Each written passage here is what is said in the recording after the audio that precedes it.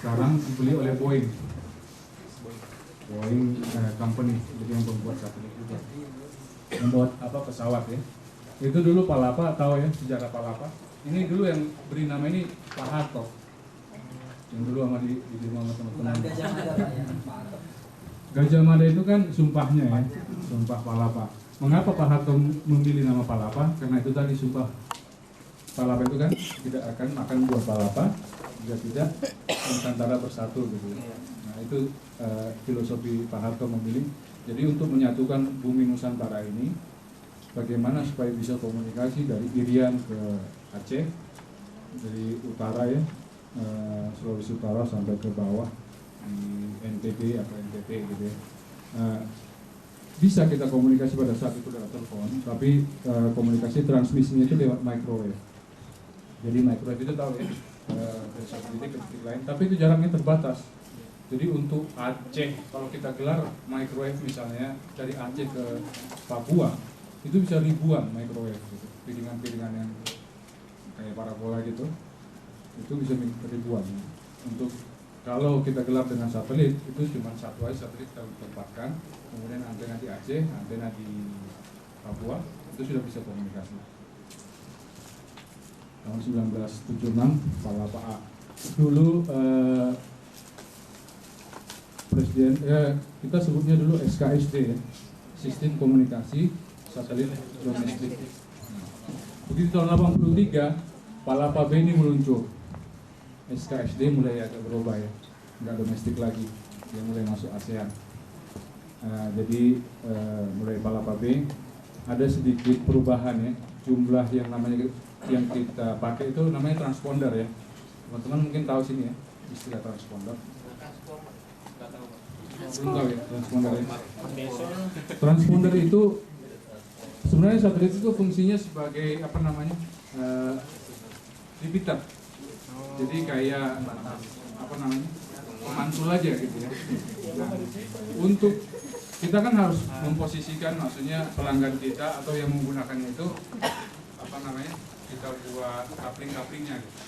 Nah, transponder ini istilahnya kayak coupling. Kalau bisa kita analogikan kayak pesawat, ini seperti tempat duduk seat kayak gini lah. Jadi ada seat 1, 2. Makan Mbak, Korawani. Satelit juga gitu, ada coupling. Nah, di Palapa ini jumlah transponder semakin banyak dan juga cakupan areanya juga semakin luas. Kalau Palapa A itu cuma di Indonesia, Palapa B ini udah mulai masuk ASEAN. Kemudian Palapa C kita menuntut 1996, efektifnya ya, itu SKSD itu udah mulai hilang, bukan domestik lagi karena kita udah regional. Jadi sampai Asia Pasifik. Jadi Palapa C ini sangat luas ya. Kalau sampai di daerah utara itu sampai ke daerah Rusia. Kalau daerah barat itu daerah Iran. Paling utara Rusia, paling barat itu sekitar daerah Iran. Kemudian paling selatan itu bisa sampai Australia. Kemudian ke sebelah kanan itu bisa sampai New Zealand. Gitu. Sedikit New Zealand. Jadi ini sangat luas sekali.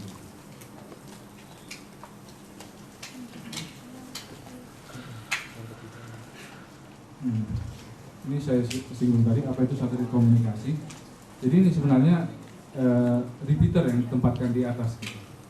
Jadi kalau misalnya tadi saya sebutkan microwave itu kan bisa misalnya kita nggak punya komunikasi dari Dan Mogot ini ke Cempaka Putih ke Yarsi gitu ya. Kita buat tower tinggi di uangnya 30 kemana ya? Itu kan bisa komunikasi sepanjang nggak ada tiba-tiba gedung gitu mau bangun bisa hilang ya. Nah kemudian dari Yarsi pengen ke Bekasi gitu, terus di sana dibuat lagi gitu ya, ada antena lagi gitu. Dari Bekasi terus sampai misalnya ke Jawa Timur sana gitu. Kalau dari Dan Bogor langsung ke Bekasi mungkin itu nggak cukup powernya gitu. Untuk itu kita seolah menaruhkan repeater di atas, jadi kita langsung tembak ke atas, nanti dari atas lagi kembali lagi ke bawah gitu. Jadi itu seolah-olah gambarannya gitu. Udah kebayang ya? Memang satelit ini harus Ngebayangin, karena kita nggak pernah melihat. Kita tahu di sana ada satelit, tapi kita nggak pernah melihat. Kapan berkunjung ke sana? Di lu aja sama keluarga lu. Pemirsa, Mbak Loli kehilangan Ini uang. fungsi relaynya, ini fungsi dari satelit itu relay informasi. Uang 30.000. Itu meneruskan informasi ya. Suara, Oh, bisa suara, bisa data, bisa gambar, Mbak bisa Loli yang video. bilang sudah diketemukan. Tapi mungkin sekarang udah Ternyata kabur ada kali ini ya. kantong. Semuanya udah data kali ya. Kalau zaman dulu saya masih ada Uangnya suara tidak jadi gitu ya. hilang. Sekarang suara diganti ke data, jadi bisa VoIP gitu ya. Itu data juga, kita nggak tahu itu asalnya suara gitu ya. Kemudian begitu juga dengan gambar. Sekarang wajahnya sudah Gambar lain sekarang karena uangnya udah digital ketemu. semua, kan. Kompres, digital, kemudian ditransmisikan sama dengan video juga. Nah, inilah konten-konten yang bisa kita kirim melalui satelit.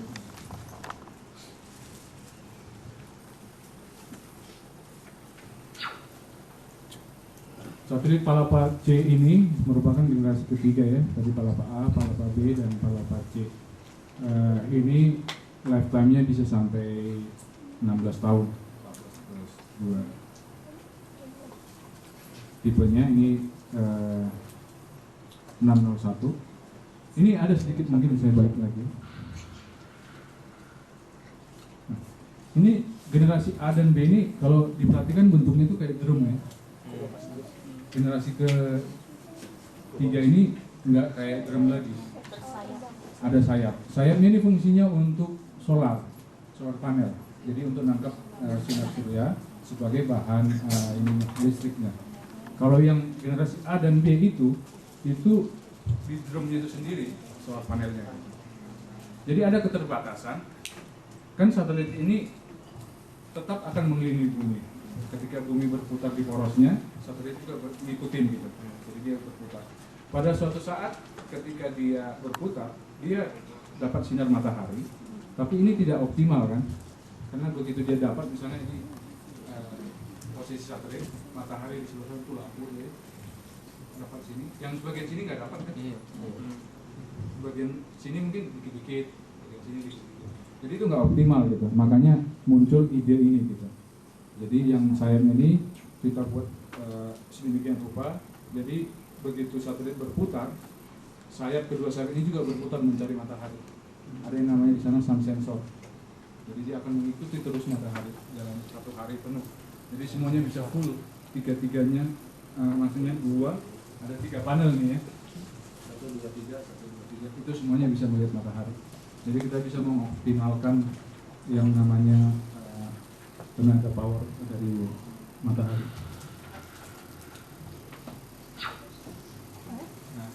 Nah, ada kita sebut tadi transponder itu istilahnya payload. Payload itu ada, kita punya 24 standar C-band.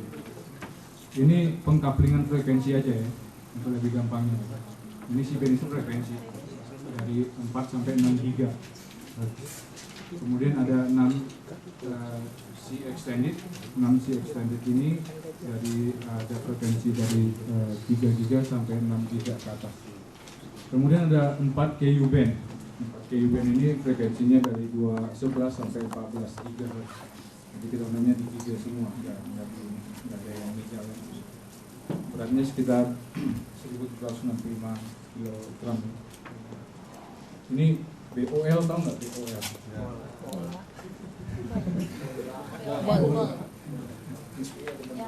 Itu beginning of life. Jadi kenapa kita sebut beginning of life, perannya sekitar gitu? Karena pada saat end of life ini menyusutnya dari bahan bakar gitu. Kita pakai terus kayak BBM, kayak mobil kan pakai BBM terus. Nah begitu BBM-nya habis, itu yang disebut 14 plus 2 tahun tadi. Jadi ketika bahan bakar habis, kita nggak bisa ngapa-ngapain lagi, satelitnya akan bergeser terus hingga menjauhi bumi gitu. Jadi itu yang fungsi dari bahan bakar.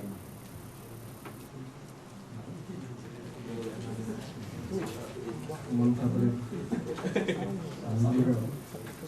Gatot Kaca. Jasa layanan yang kita berikan ya, ini fokus di satelit, divisi satelit loh, bukan di Indosat ya. Jadi ini bagian kecil dari Indosat gitu. Jadi jasa layanan yang kita berikan itu sewa transponder, Kemudian seperti saya tadi bilang, itu yang coupling itu selain kita pakai sendiri, kita juga sewakan ke orang. Pelanggan kita, dulu pelanggan kita sangat banyak ya, sampai ASEAN itu nyewa ke kita gitu. Begitu semuanya udah pada maju, pintar-pintar, mereka punya satelit sendiri. Singapura punya, Malaysia punya, Filipina punya, kemudian Thailand juga punya, Vietnam barusan kemarin meluncurkan. Jadi pelanggan kita pada cabut semua.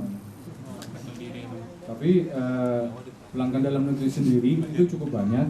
Itu TV itu banyak pelanggan kita. Kayak tadi ada TVRI, ada SCTI, ada SCTV, Indosiar. Mungkin ada yang punya parabola di sini, pernah ini nggak? Yang bukan Indovision gitu. Pernah lihat satelit Palapan? Nggak pernah. Ya, mungkin banyak kan orang daerah sih. Kalau orang Jakarta ini kan karena sinyal TV-nya udah bagus ya. Jadi agak jarang pakai parabola gitu. Adapun parabola yang berbayar kayak Indovision gitu. Nah, kalau di daerah ini masih cukup banyak karena nggak dapat siaran yang antenanya. Kemudian ada juga yang kita sebut dengan stasiun backup. Jadi kita juga menyediakan layanan jika stasiun bumi milik orang lainnya ada masalah, kita bisa memposisikan diri sebagai backup mereka. Jadi ini nilai tambah kita juga. Kemudian ada namanya launch support. Launch support itu dukungan untuk peluncuran. Jadi begitu satelit sebelum nyampe ke 113 itu banyak tahap yang harus dilalui dia. Jadi begitu dia meluncurkan itu akan ngitarin bumi, kemudian diperbesar orbitnya, kemudian sampai orbit ke kita sebut geosinkronus, geostasioner. Nah, begitu misalnya ketika diluncurkan dari Amerika atau dari Prancis, itu belahan bumi dari Amerika itu bisa ngeliat. Tapi begitu satelit melewati bumi Indonesia, itu kan dia nggak bisa lihat ya, karena dia di belahan bumi sini gitu. Nah, satelit di sini gimana dia supaya bisa melihat? Mereka biasanya nyewa stasiun bumi yang ada di belahan bumi sebaliknya. Jadi kalau Amerika biasanya kemarin kita dipakai untuk bantuan peluncuran.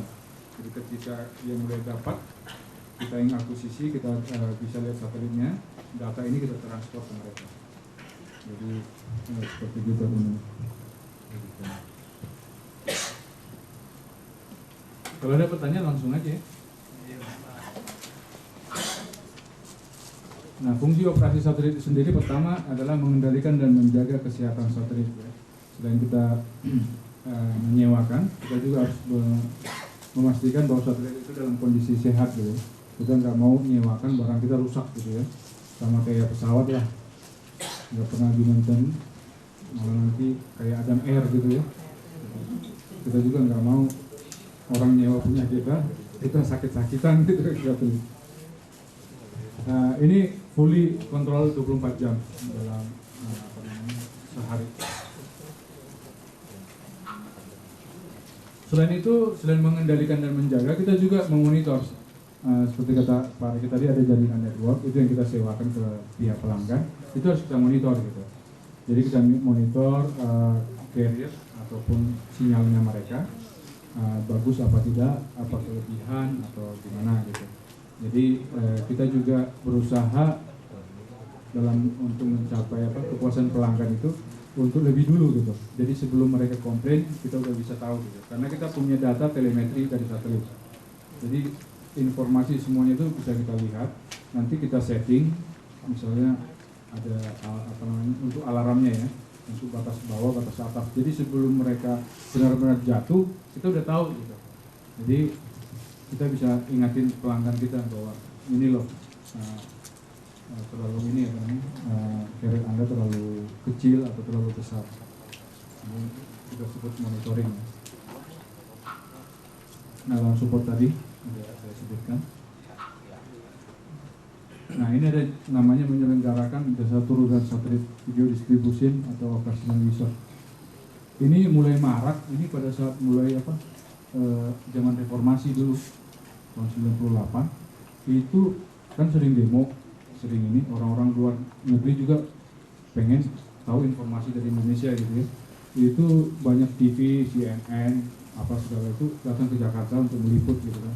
Nah mereka ini bagaimana untuk meneruskannya ke master mereka, misalnya di luar negeri, di Amerika atau di Singapura atau di Jepang gitu. Nah mereka memakai kita gitu. Jadi mereka rekam semuanya, nanti dibawa ke Mogot, nanti kita kirim. Atau kalau mereka nggak punya alat transmisi, kita punya namanya OB-Fan. Pernah lihat ya OB-Fan? Pernah lihat nggak? Sering demo nggak sih? Jadi kalau demo kan suka ada TV tuh, yang ada antena ke atas gitu. Nggak tahu namanya Pak.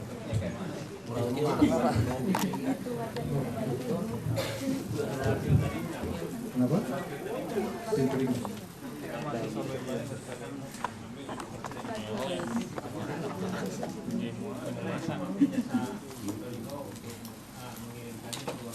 Oh, kalau untuk konten itu sendiri kita nggak, jadi kita cuma menyalurkan aja. Kalaupun di situ kan sekarang udah serba terbuka juga ya. Pemerintah juga untuk memfilter juga agak bingung gitu kan, karena internet juga udah kemana-mana gitu. Jadi kita hanya kontennya aja kita salurkan. Jadi apa namanya, isi di luar tanggung jawab kita. Gitu. Tanggung jawab yang dia. Ada lagi? Kalau sering telepon itu Pak ya, kadang-kadang kita sering kali bersatu bilang network PC.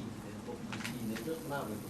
Apa jaringannya lumpuh? Oke, ini nanya apa protes?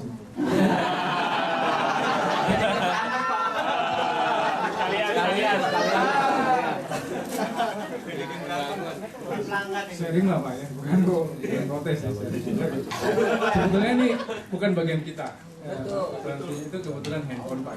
Transmisinya itu kan langsung ke BTS gitu ya. Jadi bukan ke transmisi satelit. Jadi itu tadi Bapak mungkin udah jawab sendiri, networknya di sini itu bisa jadi kapasitasnya penuh. Jadi di BTS itu kan punya maksimal kanal yang harus turun.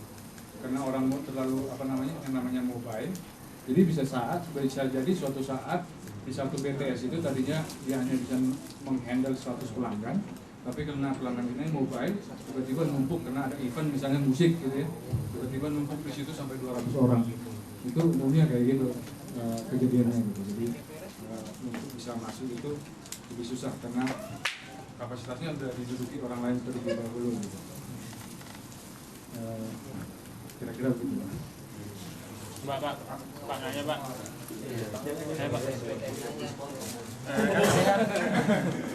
Kan tadi kan satelit Palapa kan. Oh, perlu nama ya? Iya. Dia nggak usah lah, udah kenal.